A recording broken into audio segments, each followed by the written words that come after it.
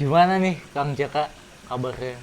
Alhamdulillah sehat, Demelki. Demelki sendiri gimana kabarnya? Alhamdulillah Kang Jaka. Alhamdulillah, syukurlah. Cuman kayaknya Kang Jaka nih diperhatiin lagi sibuk banget jadi jarang kelihatan nih. Oh, Makanya saya main kesini tuh pengen didongengin lagi sama Kang Jaka. Pengen dengerin cerita gitu. iya. Mewakili teman-teman netizen karena banyak yang minta juga nih Kang Jaka. Iya, Kang iya. Jaka dong cerita lagi gitu. Iya, Alhamdulillah ya. Sudah kayak anak kecil ya didongengin ya. Iya, ya habis gimana lagi teman-teman itu pengen ceritanya yang serem-serem gitu. Waduh. Iya. Iya. Jadi gini Kang Jaka, aku kan suka nonton YouTube gitu kan. Ya. Lihat channel-channel misteri itu suka ngelihat apa ya, banyak kejadian-kejadian tentang pendakian. Pendakian itu banyak orang hilang atau meninggal di gunung itu. Iya. Jadi katanya yang dulu udah meninggal, mereka mendaki di daerah pegunungan, entah gunung mana aja, suka bertemu dengan sosok-sosok yang menyerupai pendaki-pendaki yang pernah hilang itu. Kira-kira menurut Kang Jaka gimana tuh Kang Jaka? Waduh. Iya. Itu apa ya? Sebuah perjalanan pendakian yang mengandung unsur mistis berarti ya. Iya. Ya mungkin saya jawab dengan sebuah cerita atau kisah ya yang memang pernah saya alami karena memang tadi Demelki katanya minta didongengin. Iya. Ya jadi pas kalau sekarang saya akan menjawabnya dengan sebuah kisah.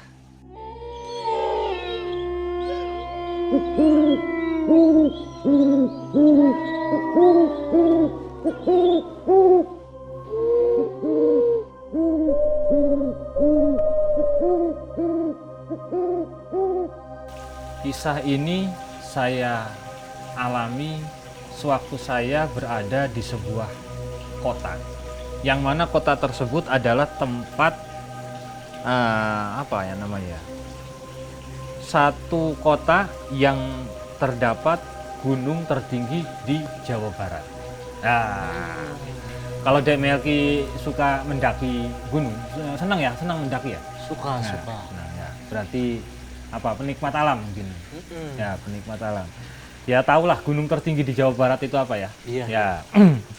Nah, di gunung tersebut saya dan teman mengalami sebuah kejadian. Sebetulnya sih tepatnya yang mengalami tersebut adalah teman saya, teman dekat. Kalau saya itu jaraknya cukup jauh lah sama teman itu. Pada saat itu sekitar 3 tahun yang lalu. 3 tahun yang lalu itu tepat di bulan Agustus. Pada saat 17 Agustus ulang tahunnya Bumi Pertiwi ini. Nah, karena memang di bulan Agustus itu ternyata khususnya di gunung wilayah Jawa Barat itu cuaca tidak seperti sekarang. Ya, sekarang kan musim hujan di mana-mana ya, Iya. banjir, longsor ya. Nah, kalau di bulan Agustus itu di sana musim kemarau, sehingga pegunungan pun yang memang di dalamnya itu lebih banyak tumbuh-tumbuhan seperti pohon-pohon pinus seperti itu ya, itu kan kering dan mudah terbakar. Nah, di bulan Agustus itu memang rentan sekali terjadi kebakaran di gunung tersebut. Nah, diawali dari terjadinya sebuah kebakaran. Pada tanggal 16 Agustus, 3 tahun yang lalu, dari pihak seperti BPBD, ya, terus Taman Nasional di wilayah tersebut, itu sudah menginformasikan kepada masyarakat pada saat itu bahwa supaya tetap siaga, karena di bulan-bulan Agustus, September, Oktober itu biasanya gunung-gunung dan kaki gunung seputaran wilayah tersebut rentan terjadi kebakaran. Pada tanggal 16 Agustus itu sudah mulai terjadi ledakan-ledakan kecil, ya, seperti ledakan-ledakan tersebut ya seperti ada ledakan yang memang terjadi dari gesekan entah unsur alam atau apalah, nggak ngerti ya. Mulai ada api-api kecil merembet dari mulai kaki gunung. Nah, sudah disiapkan para relawan alam lah ya gitu, baik itu dari BPBD, dari masyarakat setempat, para pelaku wisata dan lain sebagainya gitu. Nah, termasuk di dalamnya saya dengan seorang teman saya, anggap saja di sini namanya Mang Oleh. Nah ya, tapi Mang Oleh ini seorang relawan yang baik ya. Bukannya tukang odading itu. Sebelum Mang Oleh odading viral, Mang Oleh yang ini maksudnya, Mang Oleh yang ini lebih dulu viral. Ya. Jadi supaya jelas ceritanya, saya akan menceritakan ke Dek Melki bahwa saya akan menjadi Mang Oleh. Ya, paham ya? Iya. Paham ya? Jadi saya jadi Mang Oleh. Pada tanggal 16 Agustus, saya diperintahkan oleh pihak kecamatan dan para pelaku wisata, lebih tepatnya ditugaskan untuk memadamkan api yang mulai merembet dari mulai atas, yang mulai merembet ke bawah, ke kaki gunung, yang dikhawatirkan bakal terjadi rembetan api tersebut ke warga sekitaran kaki gunung tersebut. Akhirnya saya berangkat bersamaan dengan tim para relawan. Ya, relawan itu campur dari mana-mana. Yang saya bilang dari unsur kecamatan, dari unsur masyarakat setempat dan lain sebagainya. Dengan dibekali tentunya dengan peralatan yang mencukupi. Gitu.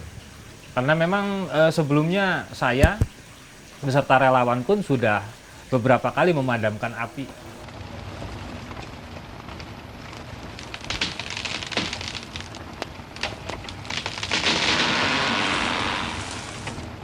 Pada saat tanggal 16 Agustus itu, mulai tanggal 15 Agustus, itu para pendaki dari mana-mana udah mulai datang. Ya, mulai datang. Ada yang sudah sampai di Cigowong, pos Cigowong, udah ada yang sampai Arban, Pangguyangan Badak, macam-macam. Di tanggal 16 Agustus itu ditutup karena memang api sudah mulai menyebar. Bisa dikatakan mungkin 30%-nya gunung tersebut sudah terlahap oleh api. Berarti besar sekali. Oh, besar sekali. Sehingga masyarakat pun dikerahkan pada saat itu. Dan bukan hanya di jalur itu saja, di hampir setiap jalur. Ya. Pada saat tanggal 16 Agustus, saya berangkat ke lokasi kebakaran hutan tadi, kebakaran gunung tadi. Oh, tentunya relawan menyebar dong, di mana-mana kan, relawan menyebar. Coba memadamkan, api berkobar di mana-mana. Kita sekat dengan cara yang memang sudah diajarkan waktu itu ya, menyekat api agar tidak melebar kemana-mana. Bagian sana teman yang lain, begitupun teman yang lain. Wah, terus. Nah pada saat saya berada di sebuah tempat kebakaran tadi, saya terpencar. Ya, saya di sini, teman di tempat yang lain, relawan yang lain pun, karena memang sudah tak terhindarkan lagi api tadi. Api tadi sudah tidak terhindarkan lagi, sehingga saya menutup jalur di sini, api dari sana melebar, menutup dari sini, api dari sana melebar. Yang dikhawatirkan teman pun nyingkir, pada akhirnya semakin menjauh. Saya pun kehilangan. Nah, saya nggak tahu di mana posisi teman-teman saya, karena memang dikurung oleh asap ya, asap, api sebagian.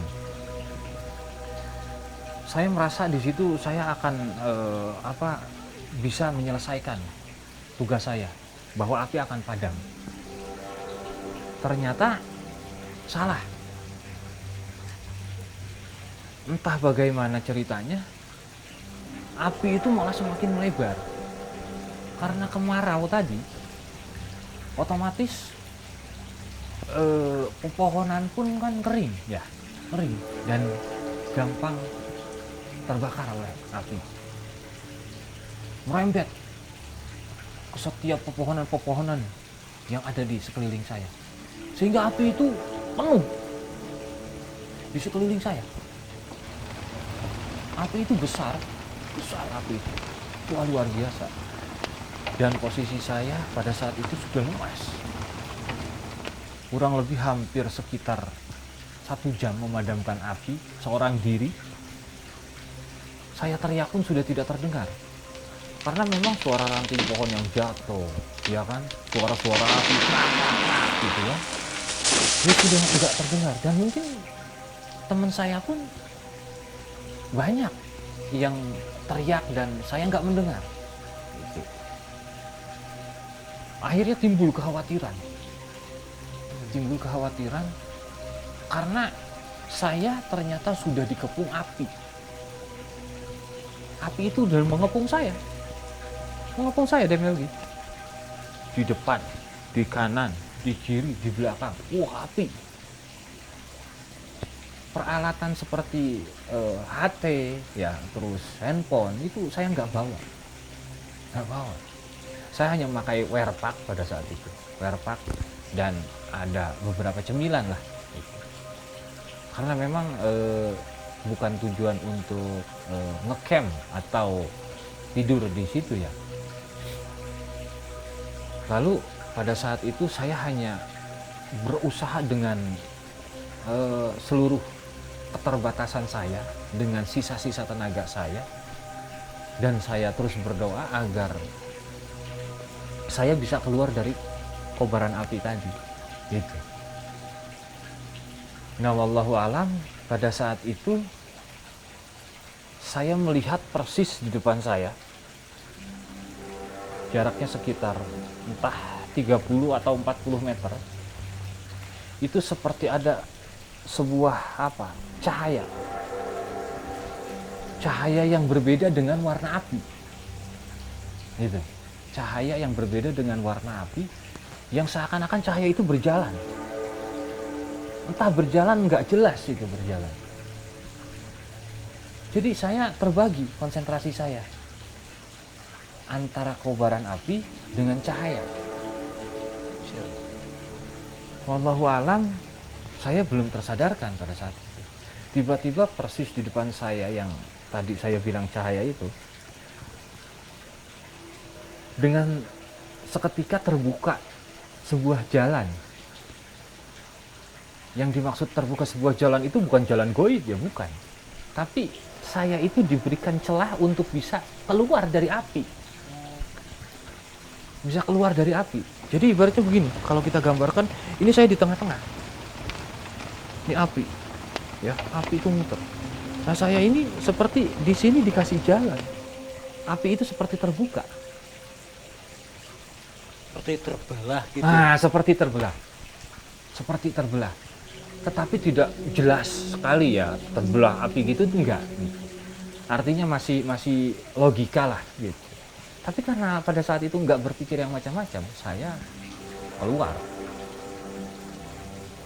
keluar ke jalan tersebut yang terbuka tadi. Pada akhirnya pada saat saya keluar, alhamdulillah sudah jarak cukup jauh. Nah, saya masih tetap harus melewati bekas-bekas bakaran tadi. Wah, masih panas. Sepatu saya hitam. Wah, masih panas. Jadi di gunung tersebut ya kurang lebih mungkin sekitar sepertiganya gunung tersebut, atau mungkin setengahnya gunung tersebut saya sudah kelelahan di situ. Seperti saya cerita pun sekarang saya lelah sebetulnya, karena membutuhkan energi. Gimana? Jadi kalau kita cerita seperti itu sebetulnya membutuhkan energi yang luar biasa. Agar tidak lelah, lebih baik kita sambil merokok. Oh, emang Gimana? bisa memakai topeng. Oh ya bisa, nggak ada yang nggak bisa deh Melki, ya kan? Yang Berarti, penting kita. Aku juga boleh rokok ya, Kang? Oh ya boleh lah, boleh. Silakan deh Melki. Keren Bang Jaka. Alhamdulillah masih dikasih nikmat. Ya. Ya, kembali lagi deh Melki tadi. Iya. Saya keluar, ya, saya sebagai Mang Oleh ya. Iya. Saya keluar dari kobaran api tadi dan saya lelah. Saya istirahat sejenak.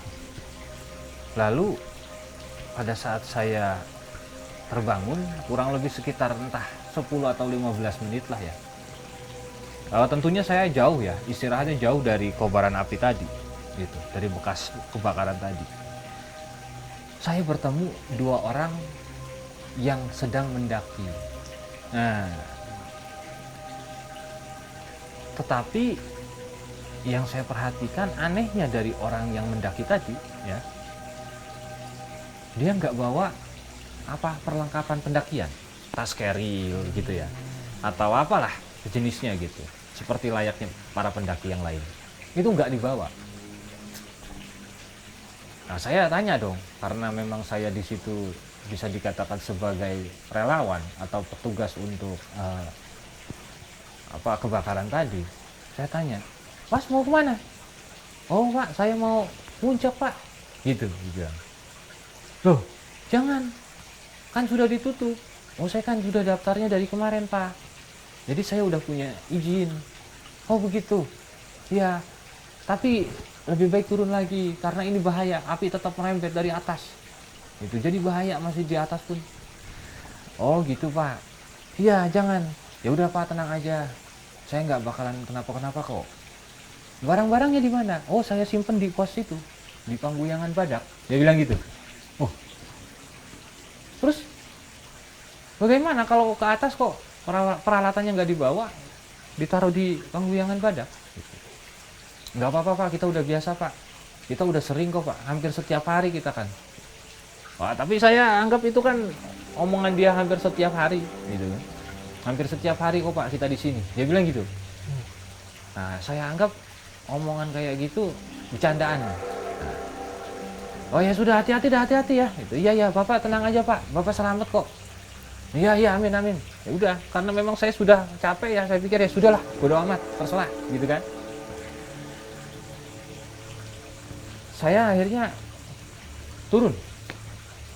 Saya pikir udahlah turun aja dulu. Sambil saya teriak-teriak. Woi, gimana?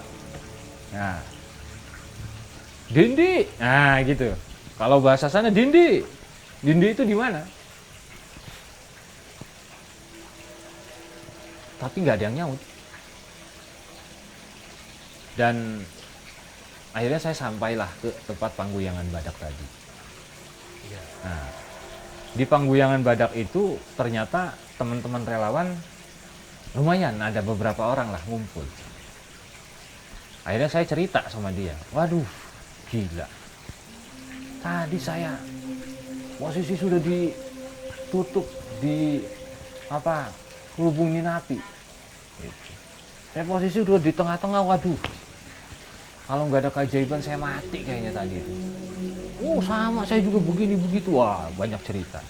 Sampai akhirnya saya bilang, terus gimana? Itu tadi ada 2 orang lagi mendaki. 2 orang mendaki.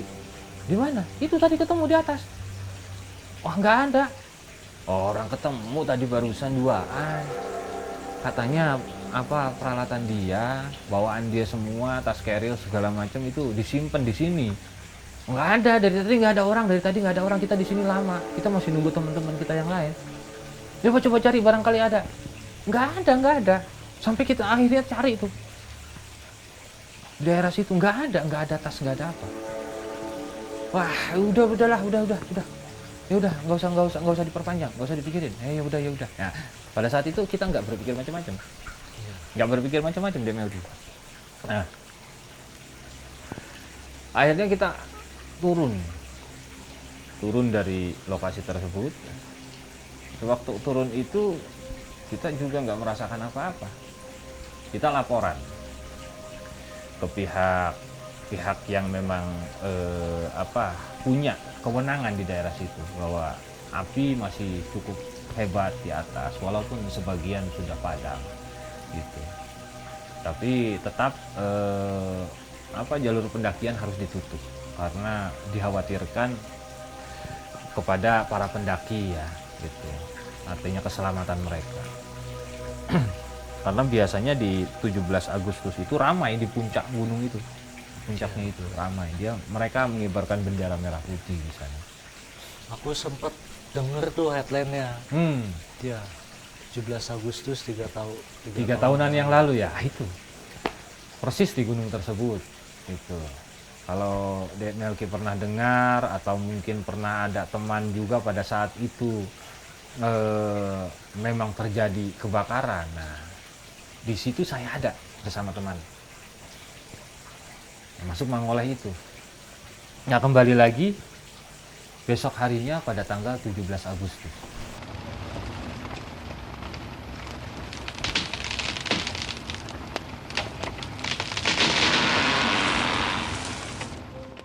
Kembali diinformasikan oleh pihak Taman Nasional maupun para ketua-ketua di situ. Api kembali mulai melahap beberapa bagian yang masih hijau, gitu, yang belum terlalap api. Saya pun sama teman-teman ini bergegas berangkat. Kita berangkat. Kali ini saya sama teman-teman itu bawa peralatan, tas keril dan lain sebagainya, termasuk juga tenda. Nah, di perjalanan saya membagi tim, sudah mulai di lokasi di mana terjadi kebakaran. Kita ambil ranting-ranting pohon yang besar yang bisa menyekat api. Gitu. Di situ saya bertemu kembali dengan 2 orang yang kemarin saya temuin. Yang 2 orang tadi. Pendaki yang sebelumnya itu. Pendaki yang sebelumnya, yang 2 orang tadi. Saya ketemu sama 2 orang pendaki tadi. Saya bilang gitu. Tapi pada saat saya melihat dia antara ingat dan gak ingat. Jadi seakan-akan saya kayak pernah ketemu gitu. Tapi saya juga seakan-akan, tapi ini siapa gitu. Akhirnya saya bertanya, lagi apa? Enggak Pak, kita lagi istirahat aja Pak. Yang satu posisinya lagi nyender di salah satu batu gede. Yang satu lagi berdiri aja biasa di depan dia. Enggak Pak, lagi istirahat aja Pak. Loh, kenapa nggak pulang? Ini kan pendaki udah mulai pada turun. Gitu. Udah mulai pada turun, jangan di posisi ini. Kalau mau agak di bawah nanti ngecampnya. Oh iya Pak, tenang aja Pak. Kita udah aman kok Pak, kita udah biasa di sini. Dia bilang gitu. Iya, tapi ini bahaya. Mengancam keselamatan. Kalau terjadi sesuatu sama kamu, nanti yang akan harus bertanggung jawab berarti kan pihak pengelola gunung ini. Gitu. Iya Pak, tenang aja. Kamu dari mana? Oh, saya dari kota anu. Ya, dia sebut tuh salah satu kota. Dari 2 kota yang berbeda. Oh, kamu berarti orang kota ya? Iya, Pak. Tapi kita udah biasa, Pak, kesini, Pak. Tuh, dia bilang kan, rumah kita di atas kok, Pak. Tenang aja. Rumah kita di atas. Dia bilang gitu. Dia tunjuk. Tapi kita sering main ke bawah sini, Pak. Sering. Tenang aja, Pak. Bapak kerja dulu aja. Bapak selamat kok, tenang aja, Pak. Loh, saya kok jadi berpikir, ini orang kok jadi seperti ngatur saya. Gitu kan? Oh ya sudahlah. Saya nggak fokus di situ. Jadi dia bilang rumahnya ada di atas. Iya, dia bilang rumahnya ada di atas. Tapi pada saat dia bilang seperti itu, saya nggak menanggapi itu sebuah omongan yang serius. Enggak. Lagi-lagi mereka pakai baju yang sama. Gitu dia bilang. Mereka pakai baju yang sama. Dan saya pada saat itu belum sadar. Belum sadar. Tapi mereka memakai baju yang maksudnya dengan tampilan seperti kita atau Iya. gimana? Pakaian mereka biasa. Umum aja. Pakai pakaian gunung, ya, pakai sepatu. Mereka seperti biasa aja. Jadi nggak ada yang aneh. Dan nggak bau-bau sesuatu gitu ya, apa bau bunga melati atau apalah gitu yang memang apa mencerminkan memang bukan makhluk, bukan manusia gitu. Nggak ada sama sekali. Nah, saya akhirnya coba memadamkan api di sekitaran tersebut. Pada saat setelah selesai, saya anggap sudah selesailah memadamkan. Saya kembali lagi. Pada saat saya kembali ke jalur tersebut, saya ketemu sama teman relawan. Udah bang, udah beres. Ya udah beres, ya udah. Ini gimana tuh yang 2 orang tadi tuh? 2 orang yang mana? Siapa? Itu yang pendaki. Nggak ada pendaki di sini, nggak ada bang. Udah pada turun bang. Gitu. Ada tadi 2 orang, 2 orang. Nggak ada bang, nggak ada. Ini tadi di batu. Nah, di batu sini. Nggak ada batu bang. Abang kan kesini bukan baru pertama kali. Ini kan di sini di jalur ini nggak ada batu bang. Loh, batu-batu yang gede loh. Wah, di situ mulai. Waduh, saya istighfar. Astagfirullah. Ini apa ini? Saya baru teringat kejadian yang kemarin. Ya, saya baru teringat kejadian yang kemarin. 2 orang tersebut. Bahkan sebelum bertemu dengan 2 orang tersebut ada apa tadi, cahaya yang seakan-akan membuka api, ya, membelah api dan saya bisa jalan keluar dan ketemu dengan 2 orang tersebut. Saya ingat-ingat kejadian yang kemarin. Lalu kejadian tadi atau hari ini saya ketemu lagi sama 2 orang tersebut dan dia bilang, bapak tenang aja, bapak selamat. Gitu. Rumah saya di atas kok pak, tapi saya sering main di bawah. Dia bilang begitu. Iya. Saya senang di sini pak. Gitu.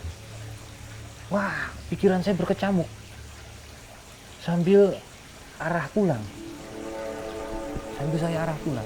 Sambil cari teman-teman relawan yang lain ya. Sambil dikumpulkan teman-teman relawan yang lain. Tapi di perjalanan saya sambil berpikir, waduh, ini apa ini ya? Kok kayak begini nih? Ada apa ini? Gitu. Saya bertanya-tanya. Akhirnya saya coba lepaskan pikiran-pikiran saya yang yang mengganggu lah gitu. Tapi sulit juga. Saya tetap rasa penasaran, ini apa ini sih sebetulnya? Siapa 2 orang itu? Gitu kan? Karena ternyata batu itu betul nggak ada, Dek Melki. Nggak ada batu di daerah situ, di jalur itu. Saya pun sering lewat di jalur tersebut, nggak ada batu. Bahkan batunya ukuran gede, yang kita bisa sender lah, enak gitu. Nggak ada. Ya sudahlah, akhirnya kita ngumpul di salah satu pos di situ, kita istirahat dulu, sambil melepas lelah lah, bercerita sama teman-teman relawan. Kumpul di situ banyak, sambil kita ya bikin kopi ya kayak begini nih. Ini kan kita ngopi nih, ya. Iya. Nah, kita ngopi deh, MLG, ya. Join. Siap, siap, Kang Caka. Ngomong-ngomong api, ini apinya mulai membesar juga jadi. Nggak apa-apa. Yang penting api di dalam hati tidak membesar. Siap. Karena di dalam diri manusia itu terdapat beberapa unsur. Salah satunya api. Selain air, angin, tanah, ada unsur api, yaitu hawa nafsu atau emosi. Siap. Jadi kita harus mengendalikan. Makanya seperti kebakaran tadi, apinya diredam. Sama api di dalam hati juga harus diredam.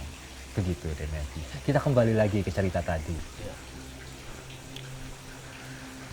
Lalu sambil santai-santai ngopi, saya sedikit cerita sama teman-teman relawan. Wah, teman-teman relawan, sebagian teman-teman ada yang menanggapi bahwa itu seorang pendaki, ya, atau 2 orang pendaki yang memang asli manusia, atau ada juga sebagian yang menanggapi bahwa itu adalah sosok penunggu gunung tersebut, gitu. Ya sudah, akhirnya daripada waktu keburu malam, yang tadinya kita mau menginap karena memang keadaan juga dan sepertinya api sudah mulai padam, kita turun. Nah,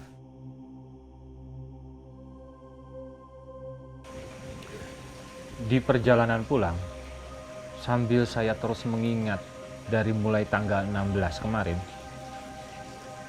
dan sekarang tanggal 17, itu saya mengalami kejadian aneh 3 kali berarti. Pertama, mulai dari adanya cahaya di antara api yang membuka api, ya, cahaya tersebut seakan-akan membuka api. Kedua, bertemu 2 orang atau 2 makhluk tadi.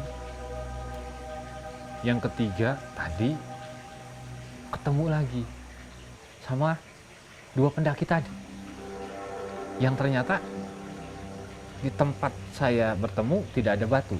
Nah, berarti kan 3 kejadian yang janggal menurut saya. Saya pada saat perjalanan pulang, saya hanya bisa jika memang itu adalah sosok makhluk goib, entah siapapun itu, entah apa penunggu gunung tersebut ataukah siapalah gitu. Saya hanya mendoakan dia, semoga dia selalu diberikan ketenangan di alam sana dan lain-lain dan lain-lain. Ternyata pada saat perjalanan pulang itu saya diperlihatkan kembali dengan 2 sosok pemuda pendaki tadi. Namun jaraknya cukup jauh. Saya ini kan di urutan keberapa lah, saya nggak tahu karena memang kita rame. Tapi di belakang saya masih ada. Di perjalanan saya melihat persis sebelah kiri saya, jaraknya mungkin sekitar 40 atau mungkin 50 meter lah dari saya. Tapi jelas wajah 2 orang tadi. Wah, demi lagi kalau ngelihat ini saya bulu kuduk saya merinding. Jadi 2 sosok tadi tiba-tiba tampak jelas persis di sebelah kiri saya. Mereka menampakkan wujudnya dengan pakaian yang serupa, yang sama seperti yang kemarin dan yang tadi saya temui. Mereka cuma diam. Mereka tersenyum sambil mengangguk-anggukkan kepala. Tapi saya melihat apa ya? Cerah, ceria, tersenyum, seperti tidak ada beban. Sehingga pada saat saya melihat 2 orang tadi pun saya nggak merasa takut, nggak merasa bahwa saya ini apa ya, rasa ketakutan gitu nggak ada. Malah seakan-akan saya di situ saya seperti punya teman gitu. Dan saya sempat dalam hitungan beberapa detik berpikir, jangan-jangan dua sosok inilah yang atas izin yang maha kuasa, ya, membuka jalan untuk saya keluar dari kobaran api tadi. Paham ya, Demelgi ya? Nah, keluar saya dari kobaran api yang tadi. Jangan-jangan dua sosok itu. Karena pada saat perjalanan pulang, mereka cuma tersenyum sambil begini. Mereka tersenyum. Dan akhirnya saya pun manggut. Sambil mengucapkan terima kasih. Saya tidak tahu siapa kalian, tapi saya ucapkan terima kasih. Saya seperti ada kontak batin dengan dua sosok tadi. Pada akhirnya semakin jauh dan dia hilang. Hilang, tidak ada. Hilang. Sesampainya di pos pos perizinan ya untuk pembelian tiket biasanya, pos 1 itu. Kita kumpul, kita laporan lain. Dan saya temui salah satu petugas penjualan tiket. Saya pengen lihat nih data para pendaki kemarin-kemarin, tanggal 16, tanggal 15 gitu. Dan ternyata memang tanggal 16 itu sudah ditutup. Itu. Sudah tidak ada pendakian-pendakian yang dadakan. Nggak ada. Saya penasaran, saya tanya lagi, kalau yang pernah hilang, meninggal, nggak diketemukan jenazahnya, mayatnya di gunung ini, ada? Ya ada lah bang, ada berapa orang lah. Coba-coba, saya pengen lihat. Buat apa sih bang? Enggak, saya pengen tahu datanya, saya penasaran. Gitu. Ya karena memang usia si penjaga tiket itu lebih muda dari saya, akhirnya dia, karena mungkin menghormati saya, dia perlihatkan nih Kang, gitu. Saya lihat, nah ternyata kan memang ada identitas, nama, tempat tanggal lahir, dan alamat ya, sesuai yang ada di KTP mungkin gitu. Dan juga ada foto. Pas saya buka satu persatu, entah di lembaran keberapa saya lupa, itu ternyata ada 2 orang yang sama persis, baik tempat tinggal atau asal kotanya dia maupun wajahnya persis mirip dengan 2 orang yang saya temui tadi. Di situ saya istighfar. Di situ saya istighfar. Tetapi tetap dalam hati saya bersyukur. Saya diketemukan dengan 2 sosok pemuda pendaki yang insya Allah soleh hatinya, yang insya Allah baik semasa hidupnya. Karena ternyata setelah saya kaji dari kejadian awal hingga akhir, 2 sosok tadi justru yang membantu saya. Mulai dari membukakan jalan di antara kobaran api untuk saya, sampai kepada beliau bilang, Bapak mah pasti selamat, Bapak mah pasti selamat, tenang aja Pak.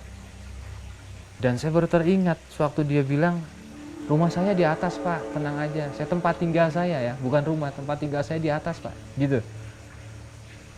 Setelah saya melihat data kematian atau orang-orang hilang, para pendaki hilang, oh ini yang dimaksud tempat tinggal saya di atas itu, ya kemungkinan orang tersebut memang hilang di atas yang dia tunjuk tadi. Itu dia nanti. Sehingga akhirnya saya berkesimpulan bahwa ya, cerita saya ini bisa dikatakan dapat atau mewakili pertanyaan dari Demelgi tadi. Bener enggak kalau orang atau pendaki yang apa tadi? Yang hilang. Hilang. Meninggal. Nah, itu. bener enggak suka menampakkan sosoknya atau mungkin menyerupai atau apalah gitu. Nah, dari sini saya menjawab dengan cerita bahwa hal tersebut memang saya alami. Sehingga segala sesuatu yang terjadi yang tidak masuk akal pun bisa terjadi atas izin dan kehendak yang Maha Kuasa. Jadi cerita-cerita seperti itu tuh ternyata ada ya gitu. Oh ya ada, itu pasti ada. Tapi itu waktu Kang Oleh sama Kang Jaka waktu memadamkan api itu satwa-satwa di sana tuh seperti kera atau ular, unggas atau harimau atau macan itu gimana itu? Oh ada Melki. Kalau apa tadi tanya satwa-satwa, ular, kera, macan, itu ada saya cerita pribadi yang lebih wah apa ya? Lebih heboh lagi karena memang macan tersebut ya, macan di gunung tersebut itu sangat disakralkan. Bisa dikatakan sangat dikhususkan, sakral. Itu bisa saya ceritakan nanti di pertemuan berikutnya. Yang penting sekarang kita lanjut ngopi aja dulu. Setuju? Boleh.